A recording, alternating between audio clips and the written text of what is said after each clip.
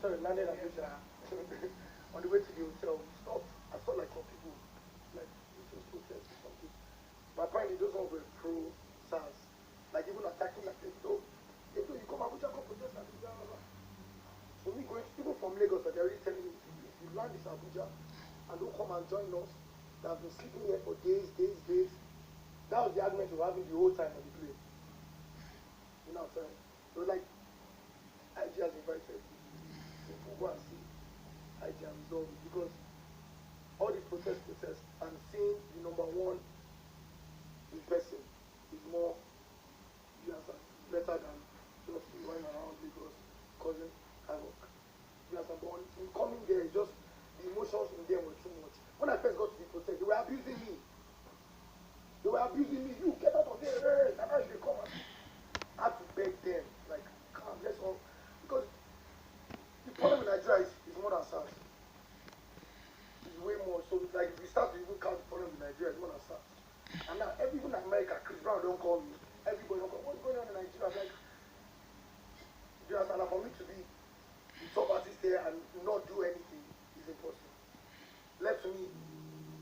And everybody's just like, of course your papa get money. You guys work for the government. That's why you don't want to say anything. So I just had to make it stand. Even apart from because of that, just even for the welfare of those people. Me personally, because of who I am, I really never have problem with police. You understand? But like, people suffer.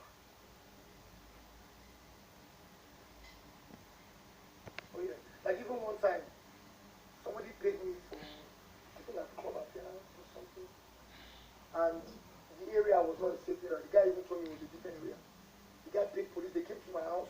Outside they were shooting, my son was there, shouting, Choma's name, come outside, you where your husband had to run to my daddy's house to hide. Me, Davido, this last year.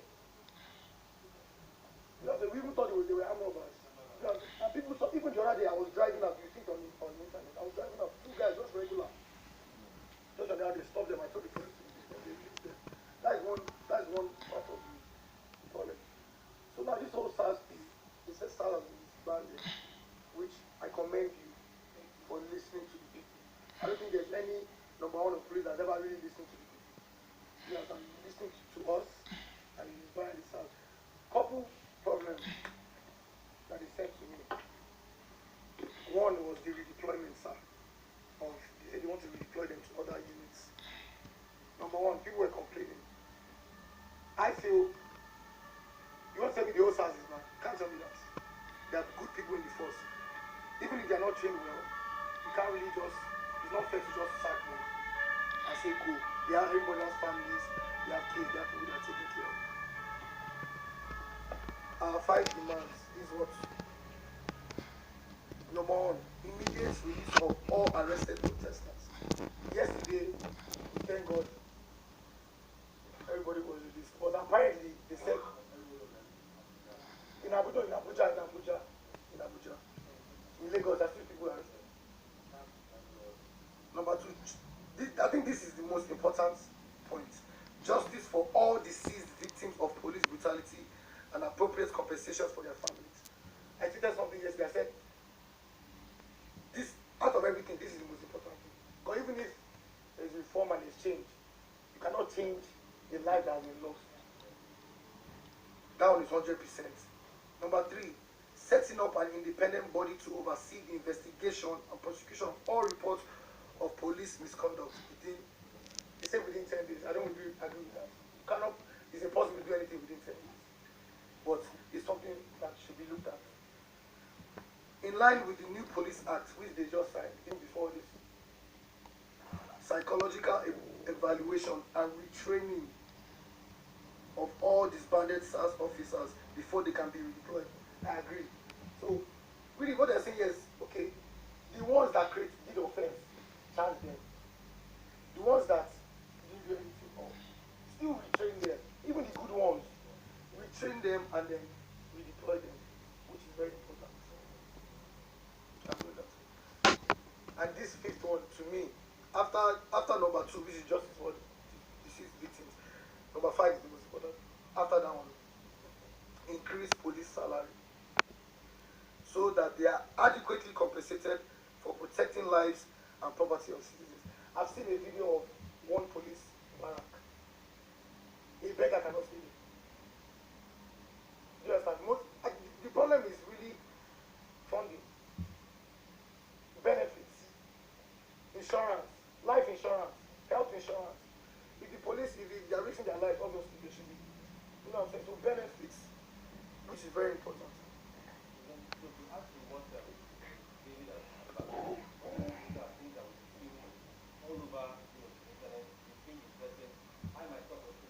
Yesterday to witness the bit of the clamoring. You know, like David said, when we first landed in Abuja yesterday, we had one mission to come and discuss, hopefully with the IG, and to share, what the general youth felt about the situation, what the demands were. Because one thing that is very, very easy is for people to get lost in the protest. I kid you not, yesterday while we were on the street, there were so many people that actually forgot what they were doing there. I'm telling you.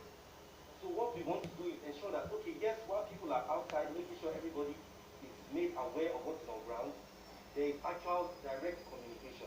Because it's not just about being on the street and protesting and raising awareness. After some time, the human body can only do so much. Physically, you will get tired, people need to get back to work, need to get back to their lives. We need results. It is results that we actually want. So that is the reason why we actually came to Abuja. But as David explained, on the way, we landed, in fact, they first of all blocked our car, they nearly broke one windscreen. You, from your house, you are being, hey, what is going on? What is the matter? Luckily for us, as we landed, they have disbanded us. Because I won't lie to you, I was one of the people that was begging David to actually not partake in protest. The reason for this is safety of the general public.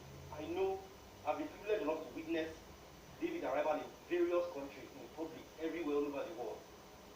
I know what his fans actually do love. And I know that we cannot control them. Some people will take something that's meant to be peaceful and turn it into something else. Before you start speaking English, I know how many times I had to beg yesterday, like calm down, like I was looking at them, but you guys are crazy. You know, so before you even start speaking English, people have gone on and done whatever they want to do. Before you know it, there's a problem. Where did this stem from? Davido taken to the streets, all his fans going crazy, thinking that they are aiding in protest. Meanwhile, we're here preaching peaceful protest. So yesterday when we touched down, we were just like, what's going on? Trying to calm everybody down. Next thing they said, no. Okay, SARS has been disbanded. What is going on now? No. They arrested 20 of us. We will not be. What is going on? Say, no, Davido, we need you. I said, what is that? I was privileged enough to have contact with the Safran. But I took the call to I said, please, these people all around here, they are clamoring. We actually wish to come and address them that, look, we have a meeting in society. Everybody just calm down. Let us hear about the actual steps we intend to take towards this reform and towards making everybody believe that this SARS is actually the true pandemic. Because it's not just about casting the name SARS and bringing another name and filling them with the same personnel. Like David explained earlier, people need to be retrained, reorientation, re-educated. And then there is a appeal that we need to make to government too. We have some meetings fixed with personnel of members of government. House of Reps, the chief of staff. We are dialoguing with people. We need to also get them to do better in terms of funding for the police. We know what police, we are privileged enough to be exposed. We know what police in other crimes are getting to put their lives on the line for the job. I'm not making any excuse for any officer that is misbehaving or exposing anybody on the street, no. But I'm saying that this is something that we can do to reduce his behavior like this. So, that's what I was saying. We landed, they said, 20 people have been arrested. I spoke to Mr. Frank. He said, what are you saying? Okay, wait, just hold on. Let me make a call. He made a call, spoke to the commissioner. Call me back. He said, there is nobody in our custody. There is nobody. What is going on? Tell them to give you a name right now.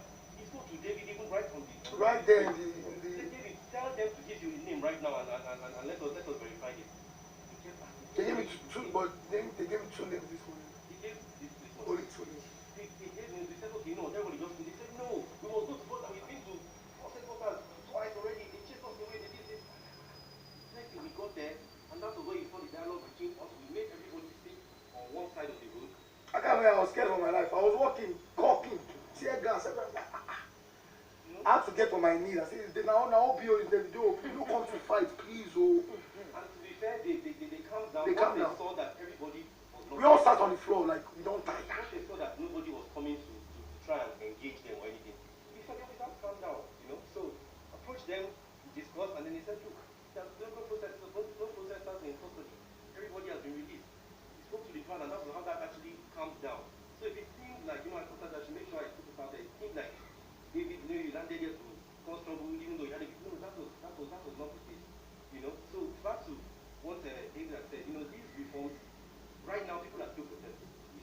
Lagos is crazy.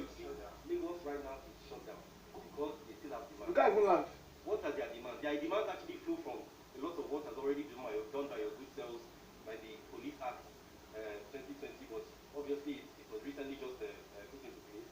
But then they also have demands that ensure that these cars that we have disbanded actually stays disbanded, and there is change. Now the change will not happen overnight.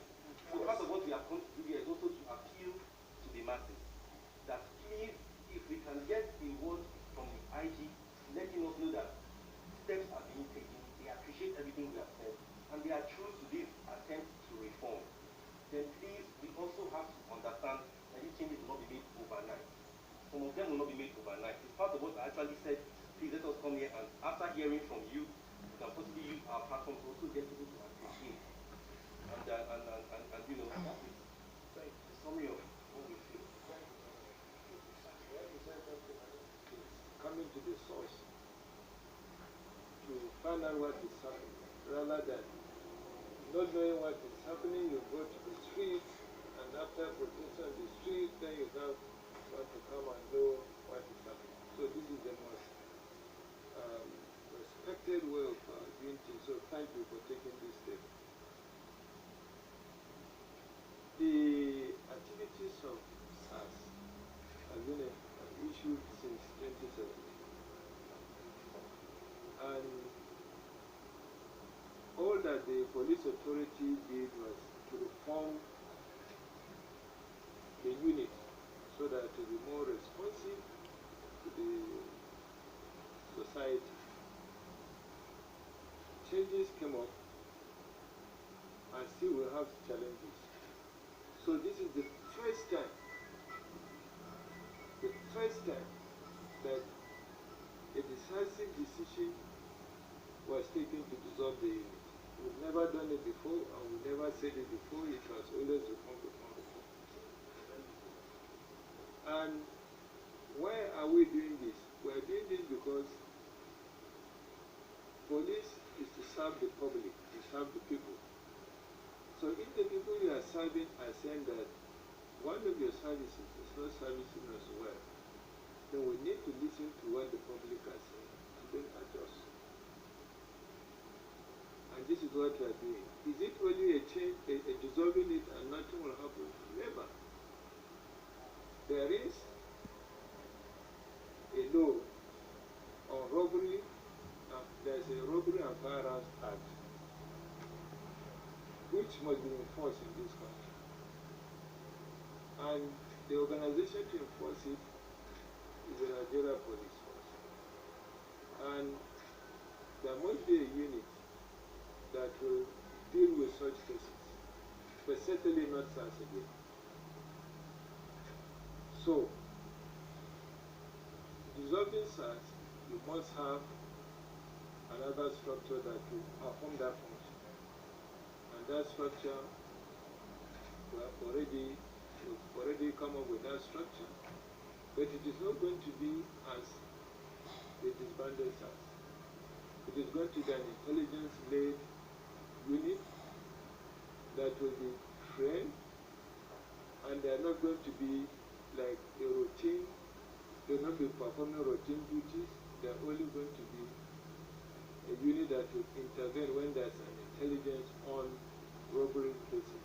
The moment they get the information, they operate and come out is done. The issue of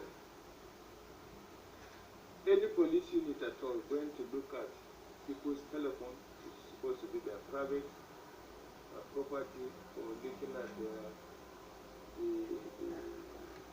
type of vehicles they are using, or profiling them to see whether they are Yahoo boys or not. A beggar cannot steal it. The problem is funding, insurance, life insurance, health insurance. If the police, if they are risking their lives, obviously they should be, you know what I'm saying, so benefits, which is very important.